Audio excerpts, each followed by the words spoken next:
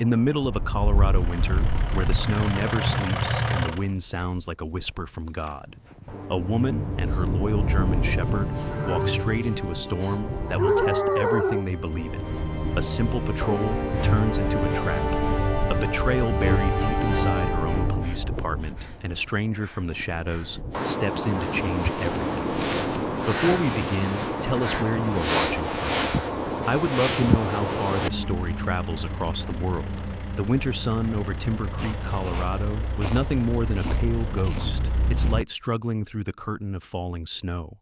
The mountain town slept under a quilt of white, wooden rooftops sagging with frost, Christmas garlands frozen mid-twinkle, and the scent of pine drifting through the silent streets. But peace was a fragile thing here. It could shatter in a heartbeat. Lauren Maddox tightened the strap of her patrol jacket and stepped out of the cruiser, her boots sinking into the powder. At 32, she was tall and athletic, with steady gray-blue eyes that had seen too much for someone her age. Her dark hair was tied back under a wool cap, and the faint scar above her brow, earned from a chase gone wrong years ago, was the only hint of the life she'd lived before joining the Timber Creek Police Department. Lauren had once been a detective in Denver, but a botched operation at the harbor had left her partner injured and her career stained with rumors she couldn't shake. Timber Creek was supposed to be her quiet restart. Beside her trotted Blitz, a 5-year-old German shepherd with sable and tan fur and eyes the color of amber glass. He was powerful, yet graceful, his movements precise and disciplined. Blitz had been her K-9 partner since her early days on the force, trained to track suspects, detect danger, and, above all, protect. His loyalty ran deeper than instinct. He'd once pulled her out of a collapsing riverbank during a mountain flood 2 winters ago, and from that day, their bond was something sacred. Snow swirled around them as the winter market bustled in the square. Vendors sold steaming cocoa beneath fairy lights, children laughed, and a brass band played Silent Night off-key. It was the kind of evening that fooled people into believing bad things couldn't happen here. Then the call came over the radio. Unit 12, possible suspect sighted near Mill Road, male, dark jacket, armed. Lauren exchanged a glance with Blitz. "Let's go, partner." They drove through narrow roads lined with cabins and snow-heavy pines. The air grew sharper, colder. When she spotted a figure darting through the alley behind a shuttered warehouse, her pulse quickened. She parked the cruiser, stepped out, and signaled Blitz to stay close.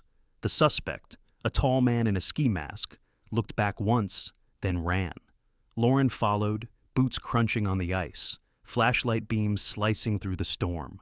"Police! Stop!" she shouted, but he didn't. The alley ended in an open clearing behind the loading docks. The wind howled, then came the sound, a metallic click, unmistakable to any cop who'd been in the field too long. Gunfire erupted.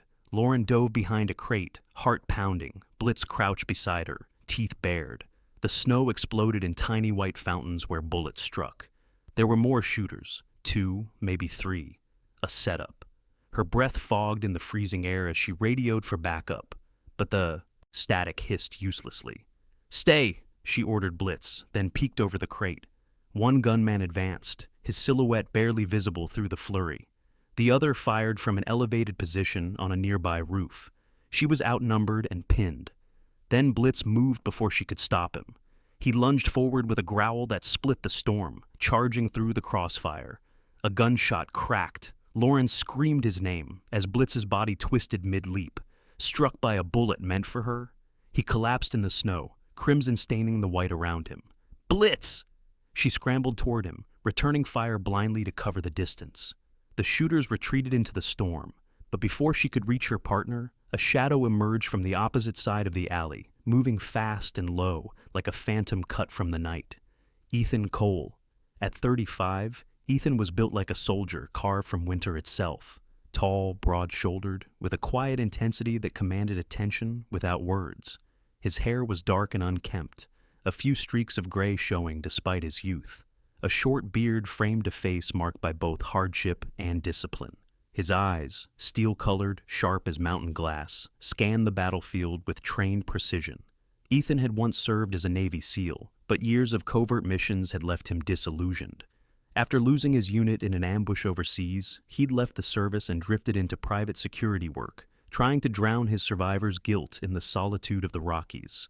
Tonight, he wasn't supposed to be here. He'd been following a group of traffickers rumored to use Timber Creek as a transport hub. The gunfire had drawn him in, and what he found was chaos. Ethan moved swiftly, firing 2 suppressed shots. One gunman dropped, the other fled into the storm.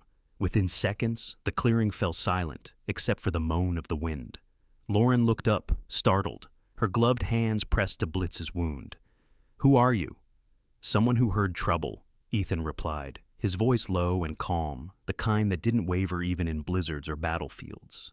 He knelt beside her, examining Blitz with quick, precise hands. "He's losing blood fast. We need pressure here." Lauren hesitated, watching as he tore his scarf and wrapped it around the dog's shoulder. The way he moved, efficient, practiced, left no doubt he'd done this before. "Can you drive?" he asked. "Yes, the vet clinic's 5 minutes away." "Then go. I'll cover you." She nodded, lifting Blitz carefully into the back seat of her cruiser. His breath came shallow, fogging the window glass. Snow fell harder, thickening into a white curtain that swallowed the town lights. As Lauren drove toward the Timber Creek Veterinary Hospital, Ethan followed in his truck, headlights cutting through the storm. Over the radio, the dispatcher's voice was faint. Backup was on the way, but roads were freezing fast. At the clinic, a middle-aged veterinarian named Dr. Renee Dalton, sturdy, calm-voiced, with silver hair pulled into a bun, rushed them inside. Her small team scrambled to prepare the operating table. Blitz was lifted onto it, his fur matted with blood. Lauren stood beside him, trembling, but refusing to sit. "Stay with me, buddy," she whispered. "You did good. You always do."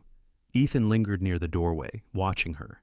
He'd seen soldiers talk to their fallen comrades that same way, whispering promises the living could never keep. Something about the sight stirred the ache he thought he'd buried. An hour passed. Snow battered the windows like ghostly fists. The light above the surgery room glowed red. When it finally turned green, Dr. Dalton stepped out, removing her gloves. Her expression was grave, but not hopeless. "He's alive," she said softly. "We removed the bullet and stabilized him, but the damage to his shoulder is severe. I'm afraid he won't be able to serve again." Lauren exhaled, half relieved, half broken. She brushed her fingers through her hair and nodded silently. Blitz lived. That was all that mattered now. Ethan approached her quietly.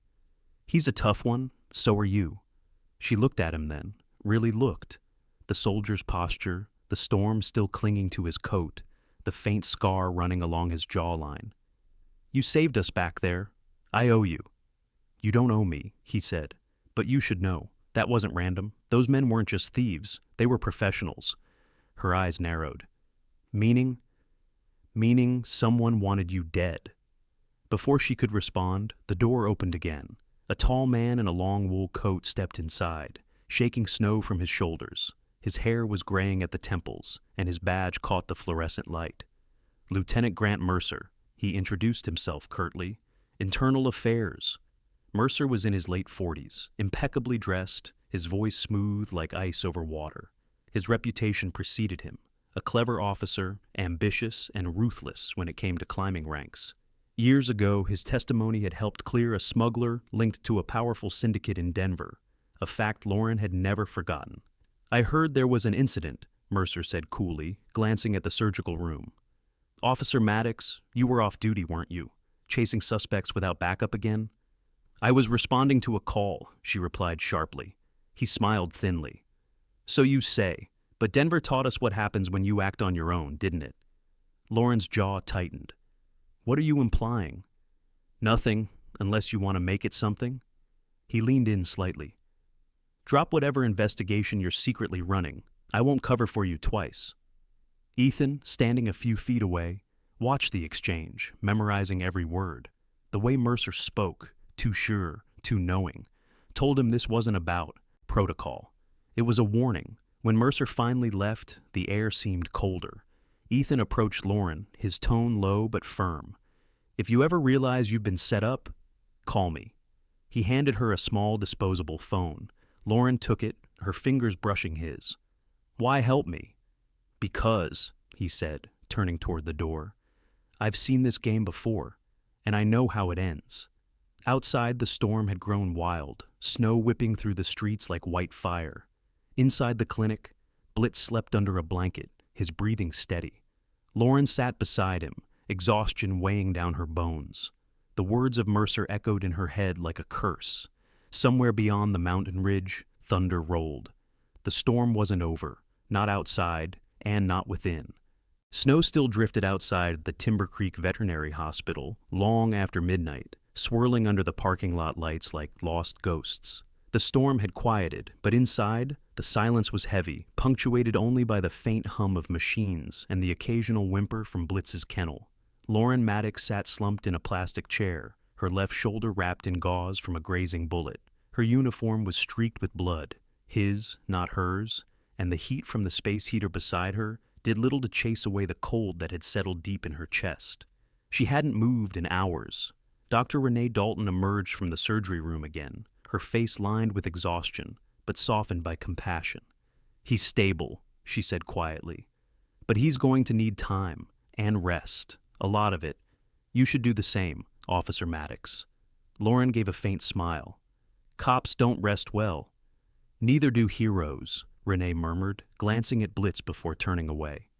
When the door closed, Lauren rose and approached the kennel. Blitz lay beneath a wool blanket, an IV taped to his foreleg. His breathing was shallow, his ears twitching faintly when she knelt beside him. "You did good, partner," she whispered, her hand resting gently on his fur. "You saved my life again. I'm not sure I deserve you." Outside, headlights swept across the frosted glass. Someone had pulled into the parking lot. Lauren instinctively reached for her sidearm, before remembering she had surrendered it to evidence control earlier. The door creaked open, and Ethan Cole stepped inside, his heavy boots leaving prints of slush across the tile. He carried 2 steaming cups of coffee, the scent filling the air like a quiet peace offering. "You look like you could use this," he said. Lauren accepted the cup, her fingers brushing his for a second too long. "Thanks. Didn't expect to see you still here." "I don't leave loose ends," Ethan replied. His tone was calm, measured, but his eyes carried that look, the one soldiers wore when they knew a storm hadn't really passed. "You've got enemies you don't even see coming." Lauren took a sip of the bitter coffee. "You think this was a hit?" "I don't think," Ethan said. "I know. The way they moved, the way they set the ambush, it wasn't random. Someone planned it." Before she could reply, the front door opened again. Lieutenant Grant Mercer stepped in, brushing snow from his coat. His demeanor was immaculate as always, gray suit beneath the long overcoat, silver cufflinks gleaming, but the corners of his eyes held something colder than the storm outside. "Officer Maddox," he said smoothly, "I heard about your mishap." "Mishap?" Lauren's tone was sharp. "My K-9 partner was shot, Lieutenant. I was ambushed. That's not a mishap." Mercer's smile was thin. "And yet, no one else reported any criminal activity in the area. Curious, isn't it?" Ethan's jaw tightened, but he said nothing. Lauren folded her arms. "Are you accusing me of fabricating a gunfight?" "I'm saying," Mercer replied, "that you've had a history of impulsive actions. The Denver Harbor incident, for example. I'd hate to see you repeat past mistakes." The mention hit her like a blade. That operation, one she'd tried so hard to forget, had ended in chaos, leaving one officer wounded and an investigation that never quite cleared her name. She had been following a lead on stolen containers believed to hide human cargo. Mercer had been her supervisor then, too. He'd ordered her to stand down, but she hadn't. The aftermath cost her reputation. Now, seeing him again with that same smug confidence, the old wound burned anew. "I followed protocol," she said quietly. Mercer chuckled. "Of course you did." His gaze shifted to Blitz's kennel. "A shame about the dog. I suppose he'll be retired now." Lauren stiffened. "He's not a piece of equipment." "Every asset has a service life, officer." Mercer turned toward the door. "Get some rest. Internal Affairs will need your statement in the morning." When he left, Ethan exhaled through his nose, muttering, "That guy reeks of rot." Lauren looked down, clutching the coffee cup. "He was my superior in Denver. Covered up evidence, buried witnesses. I could never prove it." "Then you're his loose end," Ethan said flatly. "And loose ends don't stay alive long in men like his world." The weight of his words pressed on her chest. She thought of the strange call she'd received last week, an anonymous voice warning her to stop digging where you don't belong.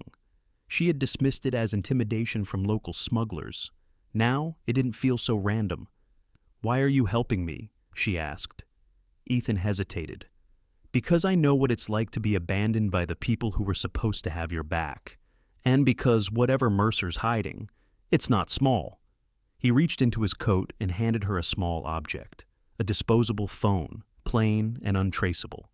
"If you find yourself cornered, call me on this. Don't use your department phone. They'll be monitoring you." Lauren frowned. "You talk like you've done this before." "I have," he said, his gaze drifting toward the snow outside. "And I've watched good people die because they thought following the rules would save them."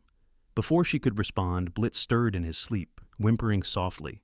Lauren immediately knelt beside him, her voice softening. "Hey, it's okay, boy. You're safe." Ethan watched her with a mixture of respect and sorrow.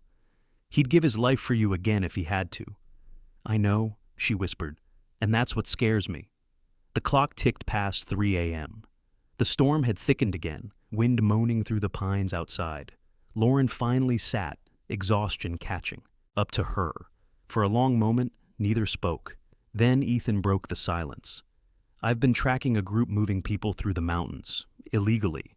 Tonight's ambush fits their pattern. They're organized, armed, and someone's protecting them from inside law enforcement."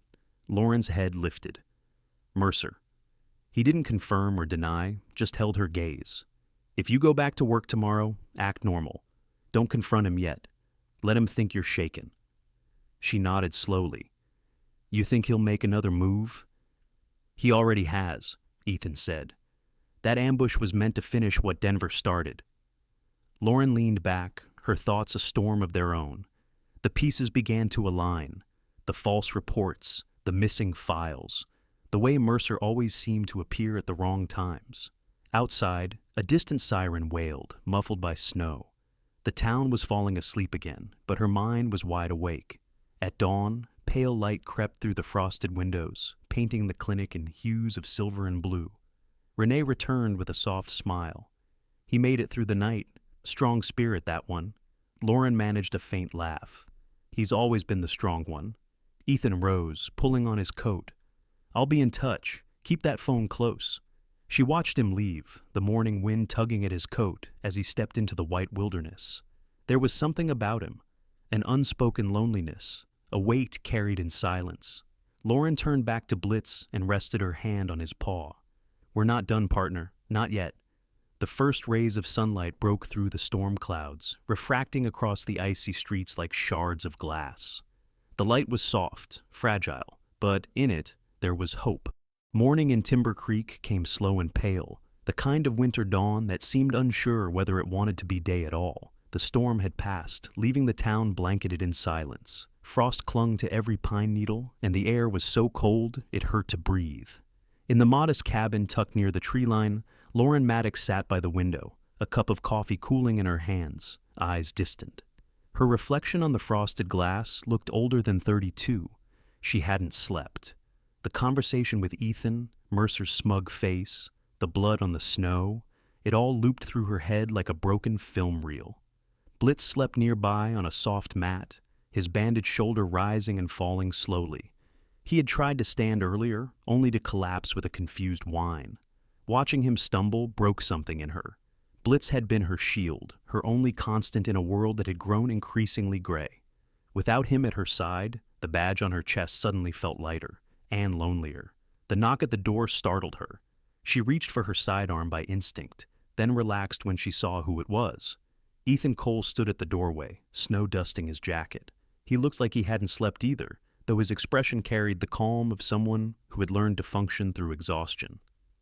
"I brought breakfast," he said simply, holding up a paper bag that smelled faintly of bacon and burnt toast. Lauren gave a tired smile. "You always appear when the world's falling apart, don't you?" "Habit," he said. "Old training. I don't like leaving allies alone when they're being hunted." She gestured him inside. Ethan's presence filled the small cabin, quiet, steady, reassuring in a way that reminded her of solid ground beneath thin ice. He removed his gloves, revealing hands roughened by years of battle and survival. "Any updates?" she asked as they sat down. He nodded. I made some calls through old contacts. Those men last night weren't small-time thugs. They were ex-military contractors, Black River Group. Mercer used them back in Denver, didn't he? Lauren's jaw tightened. He did. Security detail for an evidence convoy that went missing. A shipment of seized containers, supposed to hold stolen electronics. Ethan gave a grim nod. Not electronics, people, women, kids. That's what they were moving through Denver's harbor. Her stomach turned cold. You're sure? I'm sure. I've been tracking their network for months. They move through rail, then up the Rockies, through quiet towns where nobody looks too closely. Timber Creek's one of those stops. Lauren stared out the window, where the world looked pure and innocent under its coat of white. Mercer was supposed to oversee that investigation. He shut it down after 1 week, said it was unsubstantiated. He was paid to say that, Ethan said. And now, you're the only one left who still has pieces of the truth. Lauren rose from the table, pacing the room.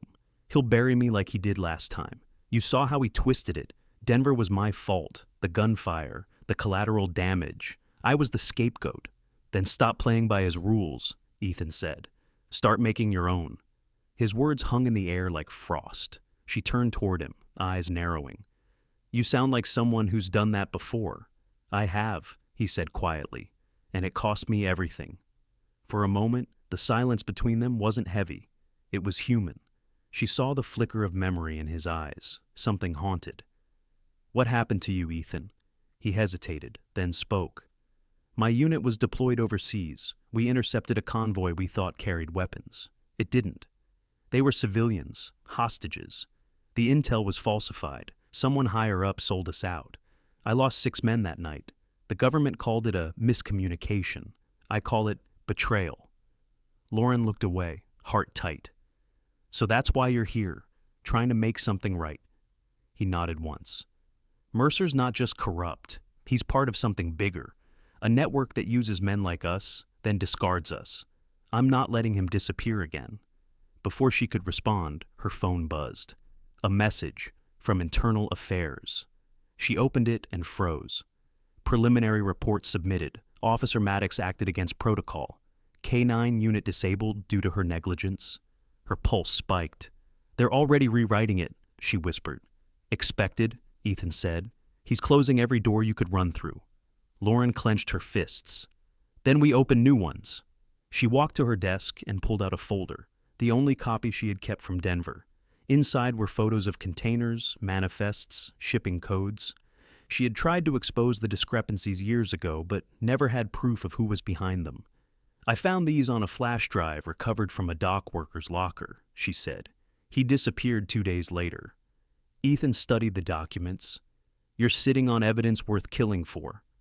The weight of that statement pressed against the quiet of the cabin. Lauren exhaled. What do you suggest we do? Go dark, Ethan said. Use the disposable phone if you need to reach me. Don't log into your department email. Don't call anyone. Mercer's eyes are everywhere. Lauren glanced at Blitz, who lifted his head weakly, tail thumping once. And what about him? Ethan's expression softened. He stays close. He's family. They fell into silence again, both aware of the invisible clock ticking against them. The snow outside was falling once more, heavier this time, like the sky itself was closing in. Hours later, Lauren drove into town to retrieve the official report. The station looked almost peaceful in the daylight. Icicles glittering along the roof, the flag stiff in the cold wind. But inside, it felt like walking into enemy ground. Sergeant Tom Riley, a stocky man with kind eyes, met her at the entrance. Hey Maddox, you okay? Heard you got caught in something ugly. She forced a smile. Yeah, I'll live. He lowered his voice. Be careful. Mercer's been asking a lot of questions. About you. About Denver. I appreciate the warning, she said, then signed the incident forms and left before anyone else could stop her. Back in the car, she opened the folder Mercer had sent. The report was a lie from start to finish. Her actions misrepresented. The shooting blamed on her poor judgment. Blitz's heroism erased entirely. For a long time, she just sat there, breathing through the rage. Then she reached for the burner phone Ethan had given her. He answered on the second ring. Talk to me. They rewrote everything, she said. According to the report, I shot first. There was a pause. Then they're making you the fall girl again. Her voice hardened. I won't let them. Snowflakes drifted onto the windshield, catching the faint light of the setting sun. What's our next move? She asked. Meet me in Pinecrest Forest, Ethan said. Half an hour. We're going to find out what Mercer's hiding. When she hung up, Lauren looked at Blitz resting in the back seat, eyes half open, alert despite the pain. She smiled softly. One last ride, partner. The cruiser rolled down the mountain road, disappearing into the forest where the snow whispered secrets only the brave dared to follow.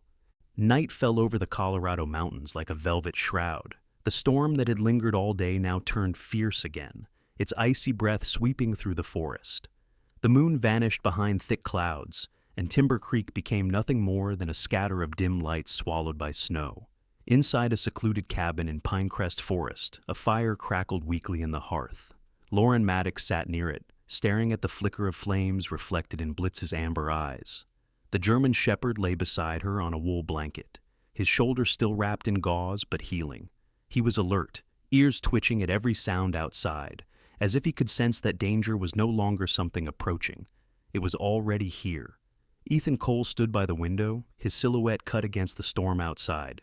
His dark hair was damp from melted snow, his jaw clenched as he loaded a magazine into his sidearm.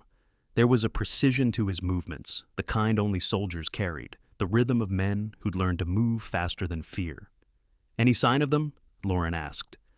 Not yet, Ethan replied, his voice low. But Mercer won't wait long. If he knows we're hiding here, he'll send his people before dawn. Lauren exhaled, glancing down at the burner phone on the table. He must have tracked me somehow. I used no official lines, no department GPS. Ethan frowned. You didn't have to. He's had eyes on you since the hospital. She looked up, startled. How do you know? Because that's what I'd do if I were him. Ethan turned from the window. He needs control. And when men like Mercer lose it, they plant their own safety nets. Lauren thought back to the hospital. Mercer had been there, calm, smiling, patting Blitz's head before leaving. Her stomach twisted. You think he bugged me? Ethan's gaze shifted to Blitz. Not you. A faint sound broke the silence, something scraping outside. Blitz lifted his head, ears perked, a low growl rumbling in his chest. Ethan moved to the door silently, signaling Lauren to kill the lights. The cabin plunged into darkness, broken only by the glow of the dying fire. The wind howled through the trees, carrying with it the crunch of boots on snow. 3 figures moved through the storm, black coats, rifles, visors glinting in the faint light. Ethan's instincts kicked in. He motioned for Lauren to stay low, then slipped out the side door like a shadow. The first gunshot shattered the night. Glass exploded inward as bullets tore through the windows. Lauren ducked behind the couch, drawing her sidearm. Blitz barked fiercely, teeth bared.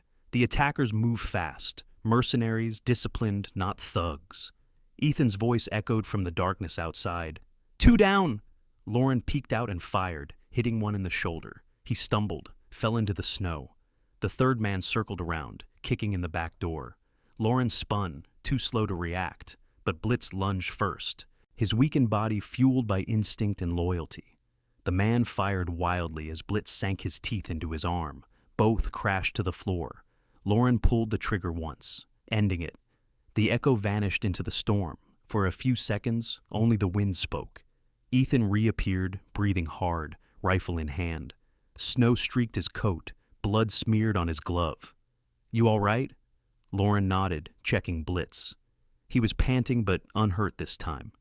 He saved me again. Ethan crouched beside her, his sharp eyes narrowing as he examined Blitz's neck. Lauren, hold him still. What is it? There. Ethan pointed to a small metal ridge, barely visible beneath the collar buckle. He pried it open carefully and revealed a coin-sized device, blinking faintly red. A tracker. Lauren froze. Oh my God. It's a GPS transponder, Ethan said. Encrypted military grade. Mercer planted it on him. Her mind flashed back to the hospital, to Mercer's hand brushing Blitz's neck, that casual pat on the collar. He'd smiled then, said, Good boy. Lauren's voice trembled with fury. He used my dog to hunt me. Ethan crushed the device under his boot. Not anymore. She slumped against the wall, tears of rage burning behind her eyes. He turned everything I love into a weapon. Ethan looked at her, his voice calm but firm. Then, it's time you turn it back on him. She met his gaze. What do you mean? He expects you to run, to hide. That's what prey does. Ethan stood, his silhouette sharp against the flickering firelight. We stop running, we strike back. Lauren stared into the flames, her mind spinning. Every fiber of her training told her to call it in, to trust procedure. But the badge had failed her once. The system had sided with liars before. Blitz whimpered softly, pressing his head against her knee. She reached down, fingers brushing the scar on his shoulder. The warmth of his breath steadied her. All right, she said quietly. No more hiding. Ethan gave a faint smile, the kind that never reached his eyes. Good, because they'll be back, and next time, they won't miss. He moved to the table, pulling out a folded map of Colorado, tracing a gloved finger along the state highway. Mercer's next shipment moves through Gunnison in 48 hours. That's where we'll find proof. But before we move, we'll need leverage. Lauren looked up. What kind of leverage? The kind that makes them come to us, Ethan said. You've got the skills, the badge, and the access. I've got the training. Together, we bait the hook. The wind outside howled, shaking the cabin walls. Lauren nodded slowly.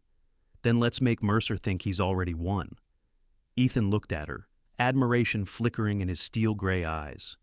You sure about this? She exhaled. He took my name, my honor, and almost my partner. I'm done playing. Defense! Lightning split the sky, illuminating the cabin for a heartbeat. Blitz raised his head, ears pricked toward the window. In that fleeting flash, his reflection shimmered in the glass. Strong, unbroken, the silent heart of the storm. Ethan placed his hand on Blitz's head. He's got fight left in him. Lauren smiled faintly. We all do. As the storm thundered outside, they gathered their weapons, burned the remaining evidence, and prepared to disappear once more. This time, not as fugitives, but as hunters. Before dawn, Ethan destroyed the cabin's security cameras and buried the bodies of the mercenaries beneath the snow. By the time the sun crept over the peaks, the world looked untouched, pristine. But the forest remembered. The scent of gunpowder, the heat of fear, and the promise of vengeance whispered beneath the frozen earth. Standing by her cruiser, Lauren looked back one last time. The smoke from the dying fire curled into the pale sky like a ghost leaving its home. She turned to Ethan. You said it yourself. He expects us to run. Let's make him regret that. Ethan gave a curt nod, the corner of his mouth twitching into something almost like a grin. Now it's their turn to hide. They drove off through the winding road, tires carving deep tracks in the snow. Blitz lay quietly in the back seat, head resting on his paws, his eyes half closed but alert. The storm began to clear, revealing a slice of dawn on the horizon, a fragile light breaking through the endless white. The highway to Gunnison was half buried under snow, winding like a pale scar through the wilderness. Lauren Maddox's cruiser cut through it, headlights slicing the white silence. In the back seat, Blitz watched the road with steady amber eyes, his breathing even but faintly labored. The bandage on his shoulder was lighter now, but the scar beneath it was still angry and raw. He looked like a warrior who refused to rest. Ethan Cole sat in the passenger seat, maps and files spread across his lap. His dark beard had grown in over the past few days, giving him the look of someone who belonged more to the cold than to the world he'd left behind. He didn't speak for miles, just scanned the snow-draped trees and the rearview mirror, ever alert. Tell me again, Lauren said, her voice steady but low. How exactly are we going to pull this off? Ethan traced a line on the map with a gloved finger. We don't have to trap Mercer with truth, just with the illusion of it. He's arrogant enough to think he's still in control. Lauren frowned. You mean fake evidence? Exactly. He handed her a flash drive wrapped in a plastic sleeve. A decoy. It looks like encrypted financial transfers between Mercer and Silas Whitlock. When Mercer hears there's a copy in your locker at the precinct, he'll come for it himself. And when he does, we catch him in the act, Ethan said simply. Breaking and entering, tampering with federal evidence, obstructing justice, you name it. The FBI won't look the other way when they see that footage. Lauren's hands tightened on the steering wheel. You make it sound simple. Ethan's mouth curved faintly. Nothing about this is simple, but simplicity is how you make the trap believable. They reached a clearing and parked beside an abandoned ranger station. Snow fell lightly, the flakes glowing under the headlamps. Ethan spread their gear out on the hood. Surveillance cameras, a small transmitter, the decoy drive, and an unregistered laptop. Once Mercer gets the bait, Ethan continued, he'll realize too late the drive's empty, but by then, we'll already have footage of him stealing it. Lauren nodded, determination flickering in her eyes. And we'll make sure the right people see it. Ethan glanced at her. You trust your contact at the Bureau? Claire Donovan, right? She's one of the few who still believes me, Lauren said. We trained together at Quantico before I left for Denver. She's by the book, but she hates dirty cops. Ethan smiled faintly. Then she's about to meet the dirtiest one in Colorado. That evening, Lauren drove back into Timber Creek alone. Ethan stayed behind in the mountains, monitoring a private channel through their hidden radios. The plan depended on Mercer believing she was desperate and isolated. The town looked almost serene again. Christmas lights, flickering on porches, the hum of snowplows clearing Main Street. But beneath that calm, Lauren felt the tension coil in her gut. Every turn of her tires brought her closer to the lion's den. Inside the precinct, the familiar warmth of coffee and paperwork couldn't disguise the stares that followed her. Whispers trailed behind her like smoke. Someone had leaked the false report. Now, she was the reckless cop who shot her own K-9. Sergeant Tom Riley met her in the hall. Lauren, you sure you should be here? Mercer's been on the warpath. She managed a tight smile. Thanks, Tom. I just need to grab a few files. Her heart hammered as she walked toward the K-9 locker room. The metallic scent of disinfectant mixed with the faint memory of Blitz's fur. She opened her locker, placed the decoy drive in a small envelope, and scribbled a note inside. Copy of Mercer's transactions. Trust no one. Then she made the call. Henderson, she said into the line, injecting just the right tremor into her voice. I found something. Files Mercer tried to erase. It's all in my K-9 locker. Please, just don't let anyone else know yet. She hung up before he could answer. The trap was set. 2 hours later, Ethan's voice came through her earpiece, static crackling softly. He took the bait. Black sedan just left his house. He's heading your way. Lauren's pulse quickened. She sat parked across from the precinct in an unmarked SUV, snow covering the windshield like thin lace. Blitz rested beside her, eyes watchful, as though he knew this night would change everything. Through the binoculars, she saw Mercer step out of his car. He wore a long coat, gloves, no uniform, just the air of a man who thought himself untouchable. He looked both ways before slipping through the side door of the building. Ethan, she whispered, he's in. Copy that. Cameras rolling. Lauren's breath fogged the glass. She could picture him now, walking through the dim corridors, unlocking the K-9 wing, rifling through her locker with that same cold smirk. Every second of it captured by Ethan's hidden lenses. Minutes passed. Then her earpiece crackled again. We got him, Ethan said. Full footage. Get ready. He's leaving. Lauren watched Mercer exit, his expression tight. Even from a distance, she could tell the moment realization hit him. He looked down at the envelope in his hand, lips curling in anger. He knows, she murmured. Then we moved to phase 2, Ethan said. But Mercer wasn't finished. Within the hour, Timber Creek's radio channels erupted with alerts, Lauren's name blaring across the airwaves. Officer Lauren Maddox wanted for obstruction, theft, and conspiracy to conceal evidence. She slammed her fists against the steering wheel. He flipped it! He's framing me! Expected? Ethan replied calmly. He's trying to burn the field before we reach Gunnison. But if he's spreading this, I can't even step into town without getting arrested. Then don't, Ethan said. We'll draw him out where he can't hide behind a badge. Lauren's voice softened. You think he'll go to Silas? He has to, Ethan said. Silas won't tolerate loose ends either. They'll meet at the transfer site near Gunnison. That's where we finish this. Lauren hesitated, staring at the snow swirling outside the windshield. And if we fail? Ethan's reply was quiet but firm. Then no one else will ever know what they did. And that's not an option. A silence followed, filled only by the hum of the storm. Blitz nudged her hand gently, as if reminding her that they had already survived the impossible once. Lauren started the engine. Then, we do this our way. As she drove toward the mountains, Ethan's truck appeared in the distance, headlights merging with hers. They didn't need to speak, just a nod through the falling snow. Side by side, they disappeared into the storm's white embrace, two hunters chasing ghosts across the frozen road. And somewhere far ahead, in a warehouse by the Gunnison River, two devils were already making their final deal. The night had swallowed the mountains whole. Gunnison lay at the edge of that frozen darkness, a ghostly harbor locked beneath the storm. The wind screamed across the river docks, carrying the metallic tang of cold steel and the far-off echo of chains. Containers stood stacked like tombs, each stamped with foreign markings, their metal skins glittering with frost. Beneath one of them, inside the heart of that forgotten port, men with rifles and earpieces moved like shadows.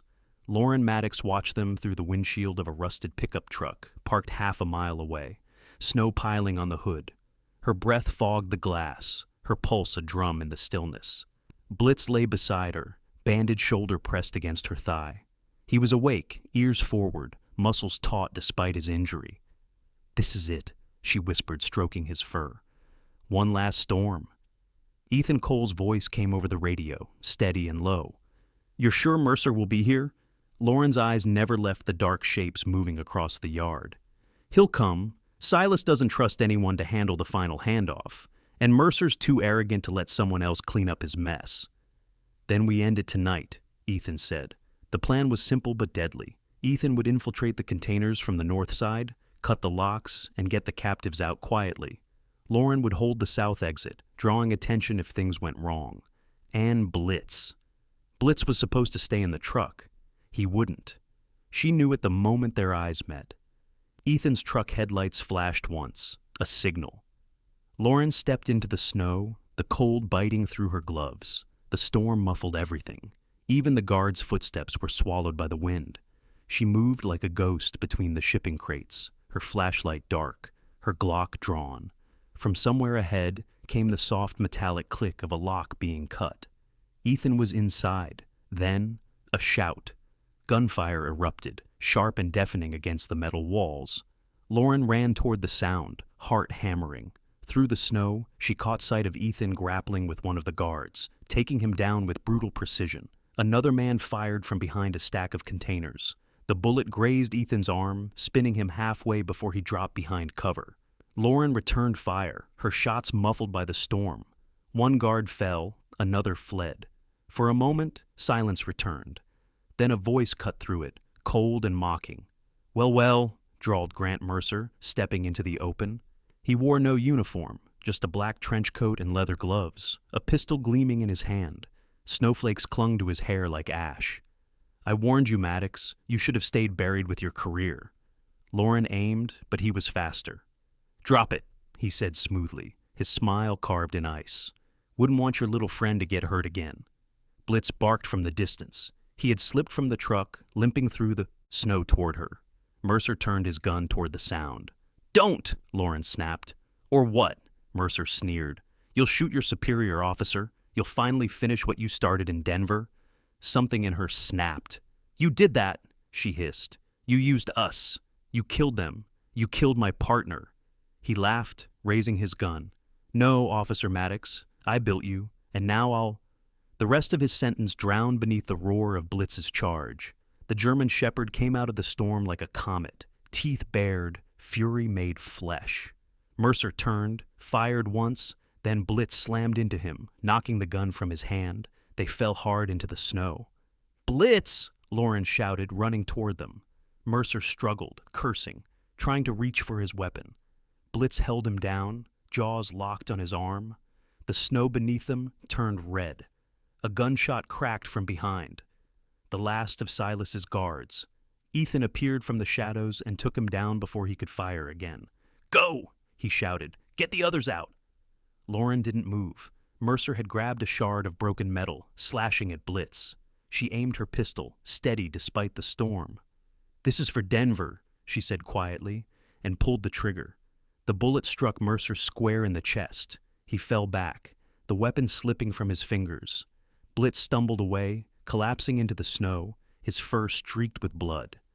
"Blitz!" Lauren dropped beside him, pressing her hand against his wound. "No, stay with me, please." Ethan knelt beside her, his breath ragged, blood soaking through his sleeve. "We got the footage," he said, voice hoarse. "FBI's inbound, Claire just confirmed." Sirens wailed in the distance, faint at first, then rising, blending with the wind. Red and blue lights cut through the night like divine fire.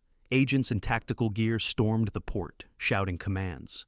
"Federal agents! Drop your weapons!"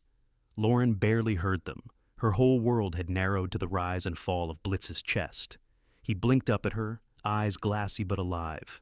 "You did it," she whispered, tears freezing on her cheeks. "You saved us again." Claire Donovan appeared moments later, her parka dusted with snow, her badge gleaming in the flashing lights. "Lauren," she called, hurrying over. "We've got Mercer. He's alive. Barely. Silas is in custody. We've got enough evidence to bury them for life." Lauren nodded faintly, still cradling Blitz. "Then it's over." Ethan stood, watching the chaos unfold, the agents, the flashing lights, the storm that finally began to break apart above them. For the first time in years, he allowed himself to breathe. Weeks later, Timber Creek thawed beneath the first touch of spring. The snow melted from the rooftops, revealing pine needles and muddy roads. The winter market reopened, laughter once again spilling into the streets. Lauren sat on the porch of her small cabin overlooking the woods. She wore no uniform now, just a flannel shirt and jeans. Her badge rested inside a drawer, replaced by something purer. Peace. Blitz lay at her feet, healed but retired, his fur glinting gold beneath the morning light. Ethan arrived quietly, a thermos of coffee in one hand, his other arm still bandaged from the port fight. "Morning," he said. Lauren smiled. "You're late. I like to make an entrance." He handed her a cup and sat beside her. Blitz's tail thumped softly. "How's your arm?" she asked. "Better than his shoulder," Ethan said, nodding toward Blitz. "But I think we're both done chasing storms." They sat in silence for a while, listening to the wind whisper through the trees. "You ever think about what comes next?" Lauren asked. Ethan took a sip of coffee. "Maybe I stick around. Quiet town. Decent company." Lauren's smile warmed. "You'd hate it here." "Maybe." He looked out toward the horizon, where the last of the snow still clung to the mountain peaks. "But, for the first time in a long time, I think I could learn to stay." Blitz lifted his head, watching a pair of blue jays flit through the trees. The scar on his shoulder caught the light, faint but permanent, a reminder of battles survived. Lauren reached down and rubbed his ear. "We made it, didn't we, partner?" The German shepherd gave a soft huff, as if agreeing, and for a long, beautiful moment, the world stood still. Three souls bound by faith, by loyalty, and by the quiet miracle that still flickered in the human heart. The snow would return someday, but so would the light. Sometimes God's miracles do not come with thunder or blinding light. They come quietly through the hearts of those who refuse to give up. Just like Lauren, Ethan, and Blitz, we learn that faith and loyalty can guide us even through the darkest storms. In our own lives, we face moments when the world feels cold and unfair. But if we keep believing God will send help in ways we never expect, maybe through a loyal friend, a kind stranger, or the strength we did not know we had. If this story touched your heart, share it with someone who needs hope today. Leave a comment to tell us what you believe in and type "Amen" to thank God for the miracles that still live among us. May God bless you and your family. Always, and remember to subscribe for more stories of faith, courage, and love.